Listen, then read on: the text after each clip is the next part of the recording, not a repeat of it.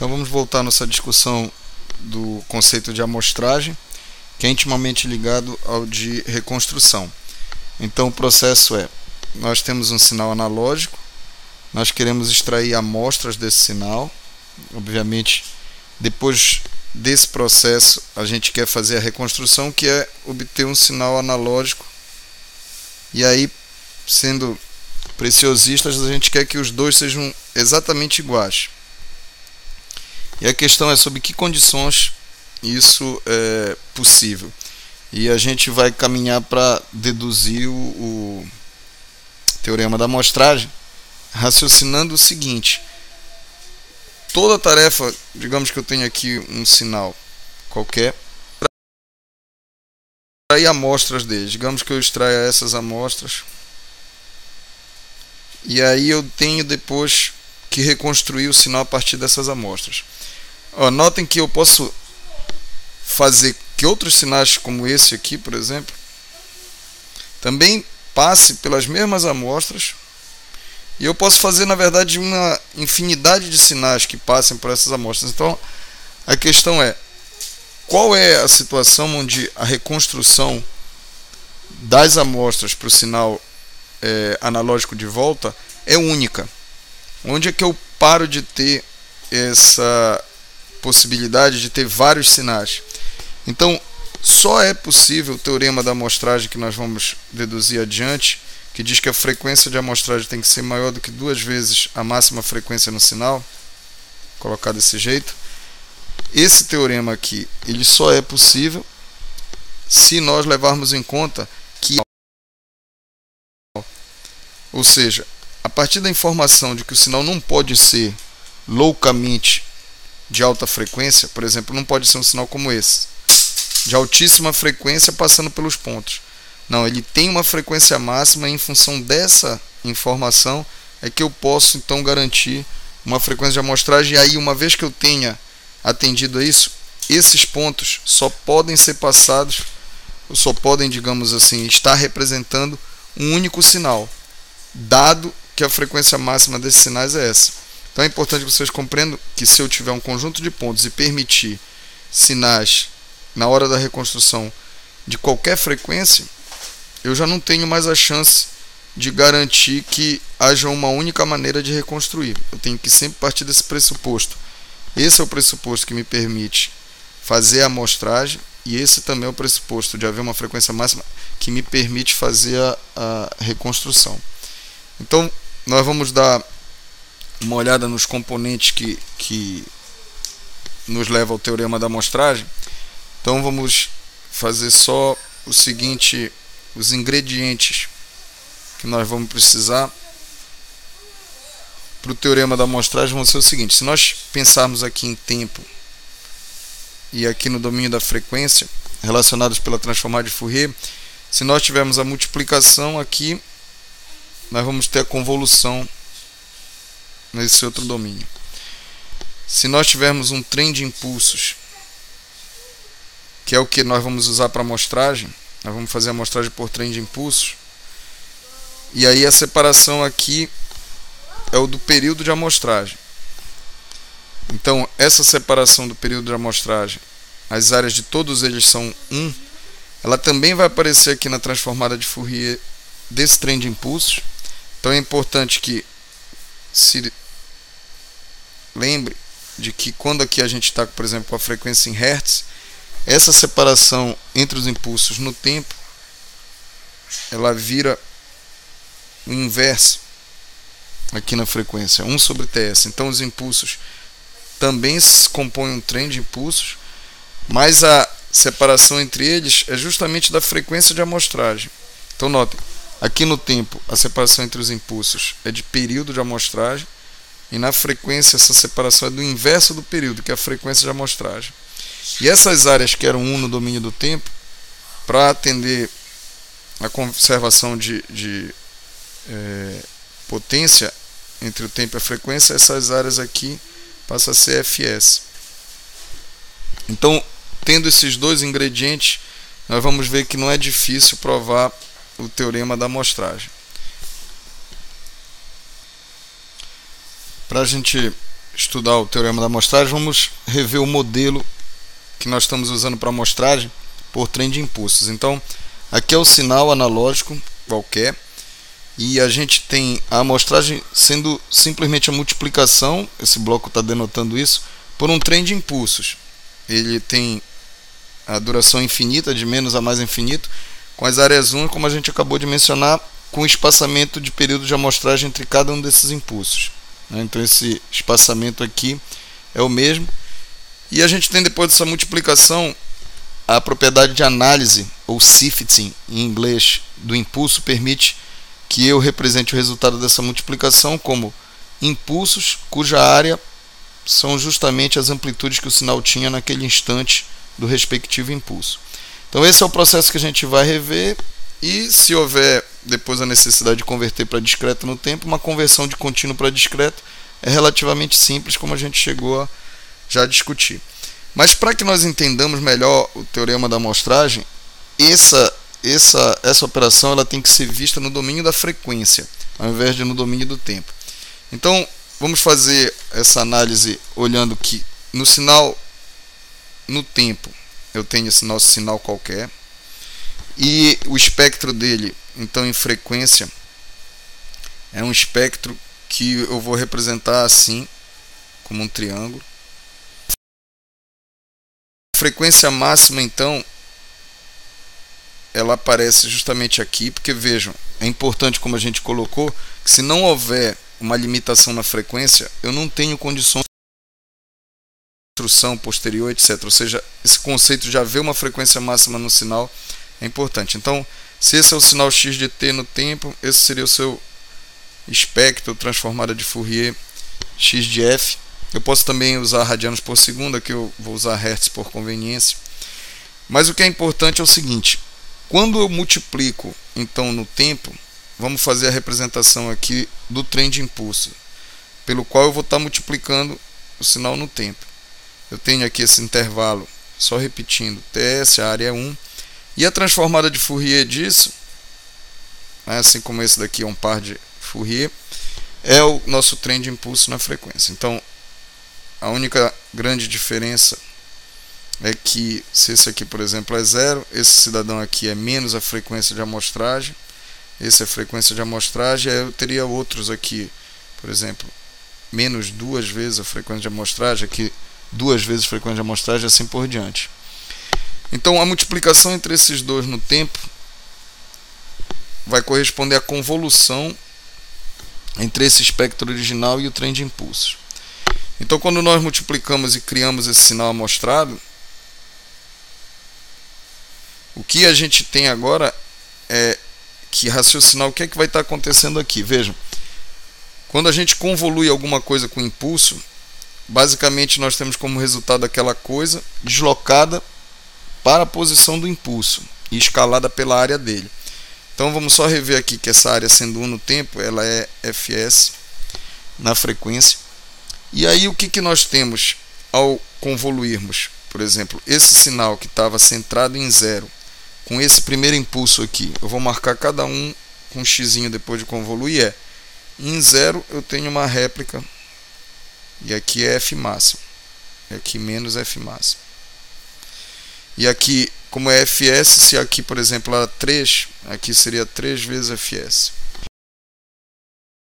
Mas o que é interessante é que a existência desses outros impulsos faz com que haja a criação de réplicas em cada um deles. Então, por exemplo, o que estava acontecendo em 0 agora vai acontecer em Fs, de tal maneira que Fs mais F máximo vai ser o ponto aqui do triângulo, e de tal forma que essa banda de 2F máximo ela vai ser a mesma, e para cada um desses impulsos eu vou ter uma réplica. Eu veria outra aqui em 2Fs, todas elas centradas em múltiplos de Fs.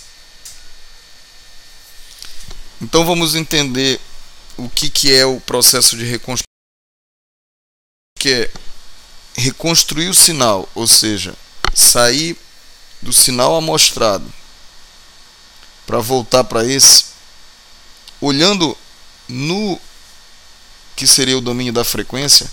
É fácil perceber que se nós tivermos um filtro passa baixa que justamente elimine todas essas outras réplicas, jogue fora essa na sua saída, a gente teria reconstruído esse espectro, que seria equivalente a nós termos reconstruído esse sinal no tempo. Então, o que é importante para que essa reconstrução seja possível, que fs seja suficiente para que não haja o acavalamento, o entrelaçamento, a superposição das réplicas com o espectro que nós queremos preservar. Então, se nós tivéssemos feito um fs bem pequeno, por exemplo, se esse fs fosse, aqui fosse 2 fs, aqui fosse 3, de tal forma que o fs fosse ao f máximo, que não atendesse ao teorema da amostragem, poderia ser o caso da gente ter essas réplicas fazendo assim, ó.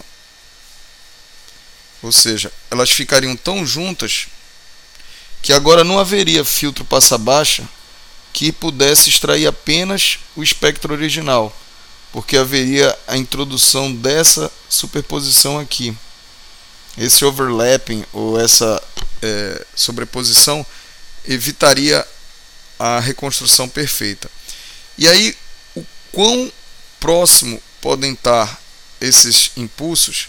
Veja se vocês concordam. Eu tenho o cuidado de evitar a superposição entre o espectro e suas réplicas vizinhas. Ora, se eu contar daqui para cá, eu tenho f máximo. E se eu considerar o vizinho mais à direita, ele contribui do meio também com f máximo, porque é esse menos, essa parte negativa do espectro, que também está contribuindo. Então, o que eu tenho que evitar é que esses dois se superponham. Para eu ir arredando isso daqui para a direita, eu tenho que chegar na situação que os dois deem certinho o fs, ou seja, quando eu tenho um fs igual a 2 vezes o f máximo, eu consigo colocar um triângulo, seria basicamente ter um triângulo do lado do outro. Porque vejam, isso daqui é 0, esse daqui é fs.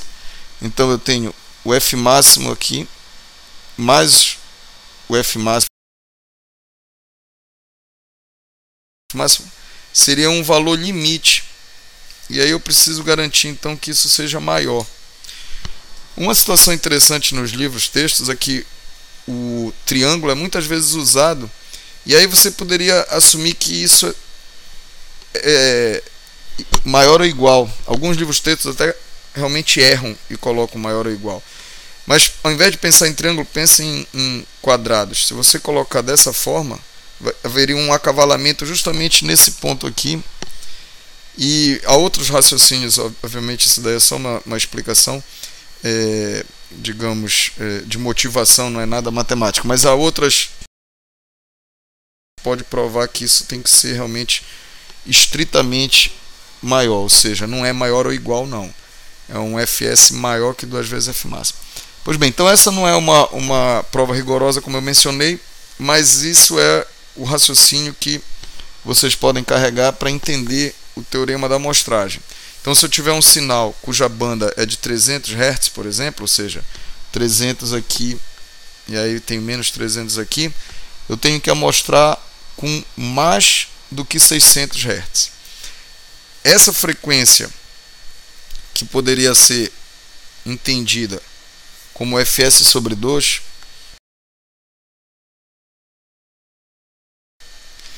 e aí o raciocínio no sentido inverso é, se eu tiver, por exemplo, uma frequência de amostragem de 8.000 Hz, a máxima frequência que 4.000, ela já não é mais passível de ser representada.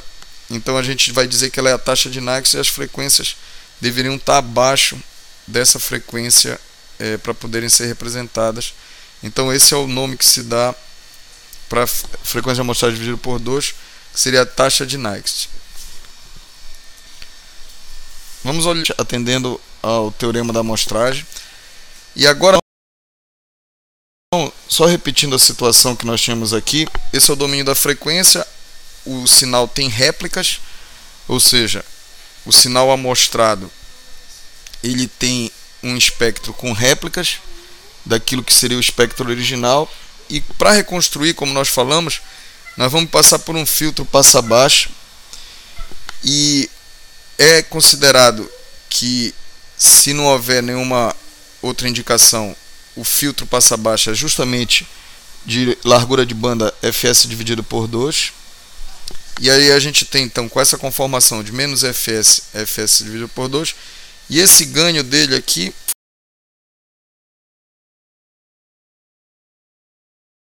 fato da amplitude dos impulsos. Lembrem que, como as áreas eram 1 aqui no domínio do tempo, elas passaram a ser fs ou 1 sobre ts aqui no domínio da frequência. Então esse ganho aqui a gente vai ter que compensar no nosso filtro, e esse aqui vai ser chamado de filtro de reconstrução ideal, porque ele compensa o ganho extra ao mesmo tempo que tem uma banda de transição nula.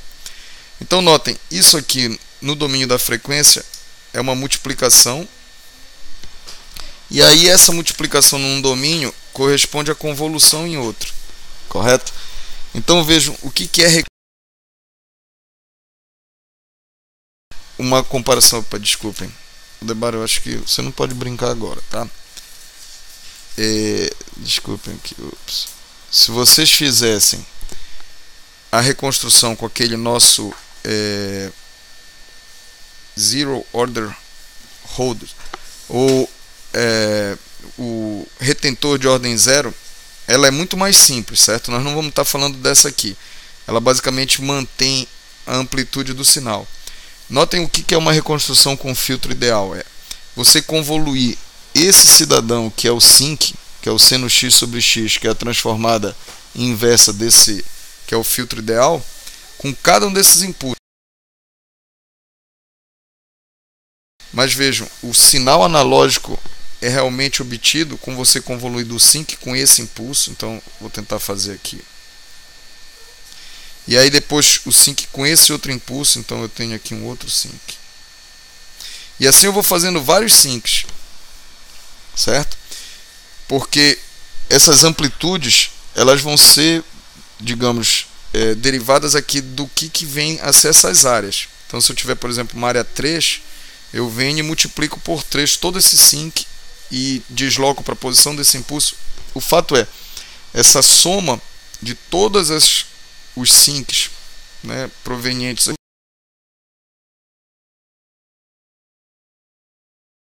famoso sinal analógico reconstruído com perfeição, certo? Bem, então é lógico que esses filtros ideais eles não existem na prática, no sentido de eu não conseguir fazer essa transição ser brusca o suficiente para que a banda de transição seja zero. Essa que seria a resposta ao impulso desse filtro, ela aqui é não causal. Então esse não é um filtro, digamos assim, que nós conseguimos implementar na prática, mas é importante para esse nosso estudo teórico. E essa então seria a reconstrução. O sinal analógico seria obtido fazendo então uma soma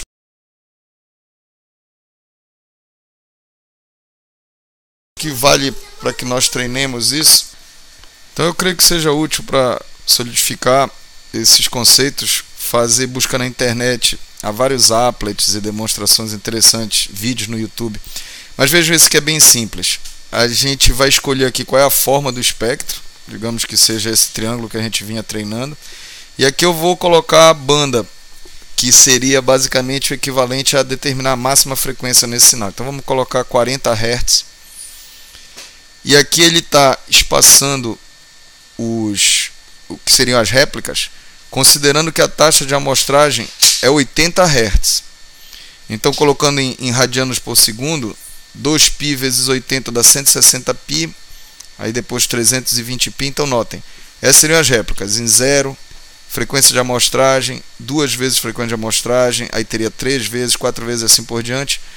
E aqui também para o lado das frequências negativas. Se eu aumentar aqui a taxa de amostragem, o que acontece com as réplicas é que elas vão se distanciando. Então, por exemplo, mantendo aqui a banda continua sendo, notem, aqui está indicando que a banda continua sendo 40. 40 Hz. Se eu aumentei a taxa para 120 Hz, a frequência de amostragem agora cai em 240 pi radianos por segundo e assim por diante. Então esse é um applet bem simples, mas mostra, né, que aqui, aumentando a frequência de amostragem, eu vou ter esse aumento no espaçamento entre as réplicas, e o contrário. Se eu diminuir demais, notem, não há mais filtro que eu consiga separar as réplicas e reconstruir o sinal original com perfeição. Tanto que o applet indica aqui aliasing. Nós vamos estar entendendo como aliasing, que uma tradução livre seria impostor ou frequências impostoras, porque são frequências que apareceram e que não havia no sinal original. Então vejam, eu colocando no limite uma frequência tão baixa, o espectro passou a ser constante, totalmente distorcido do original. Então eu posso aqui criar outros e fazer brincadeira com outras frequências. É um applet bem simples, tá certo? Um outro applet que eu achei interessante é um que faz uma demonstração com áudio, e esse applet, ele, deixa eu permitir que execute, ele faz o seguinte experimento. Ele gera sempre sinais com frequência de amostragem de 8000 Hz. Então a frequência de amostragem está dada aqui, é sempre 8000, e essa frequência de 8000, ela é usada então para fazer a conversão de analógico para digital. Nessa conversão tem uma amostragem, e depois eu faço a conversão de digital para analógico. E o filtro de reconstrução, ele está com uma banda de 4 kHz, ou seja, frequência de amostragem dividido por 2. E aí eu posso avaliar o que acontece se eu mudar a frequência do sinal, mantendo a frequência de amostragem constante. Então aqui é um tom que eu vou aumentando aqui em frequência.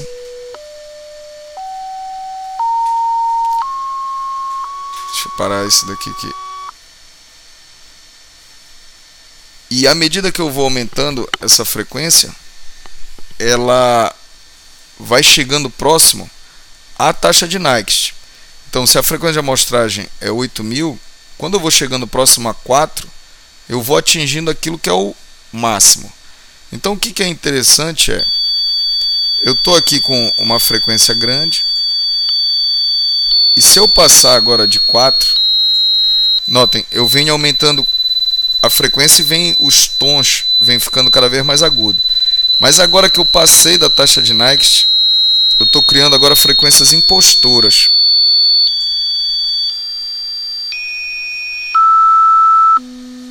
E notem que essas frequências agora que eu vou levando para a direita, eu deveria na verdade estar tendo tons mais agudos, correto? Mas pelo fato de ser 8000 Hz a frequência de amostragem, eu ando agora para a direita, e a frequência impostora, a frequência que eu penso estar tendo, ela é cada vez mais grave, tá certo? De um tom cada vez mais grave. Vejam, está acontecendo um processo de criação de uma frequência impostora, porque eu não estou ouvindo mais agudo, não. Então esse é um outro applet que é interessante. E o terceiro, ele usa imagens para ilustrar o aliasing também, enquanto que esse daí usou áudio. Esse outro aqui usa imagens, e também é uma demonstração de aliasing que é interessante. Basicamente, se eu fizer, por exemplo, uma média, notem só, essa aqui é a imagem original. Deixa eu só dar um zoom nela de 3, essa daqui seria um zoom de 6.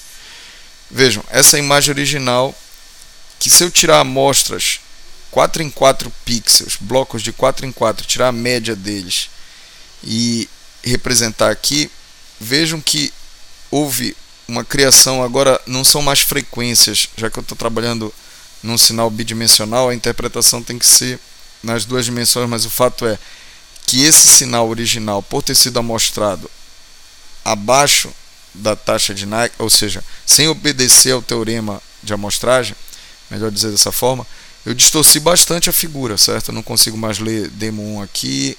Esse que seria um desenho, né, de linha preta seguida por branca ficou totalmente distorcido.